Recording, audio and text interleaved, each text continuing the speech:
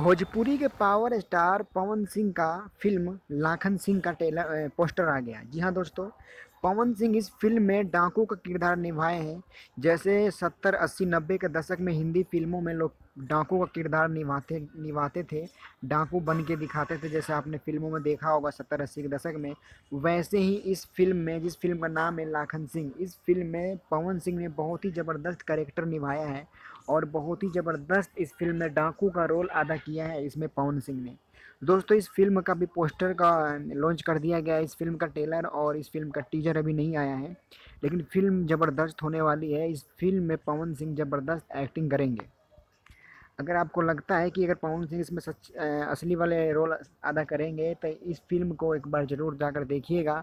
अगर हमारी वीडियो पसंद आए तो वीडियो को लाइक और चैनल को सब्सक्राइब जरूर करें। लेकिन दोस्तों, इस फिल्म में पवन सिंह इस फिल्म में ज़बरदस्त रोल में ज़बरदस्त पार्ट खेला है। इसमें डाकू का रोल काफ़ी लंबे समय के बाद भोजपुरी फिल्मों में देखने को मिलेगा आपको। अगर आपको वीडियो पसंद आए तो वीडियो को लाइक और चैनल को सब्सक्राइब करें, ताकि हम एक से बढ़ के एक वीडियो आपके लिए लेकर आते रहें। बस आप लोग प्यार आशीर्वाद इसी तरीके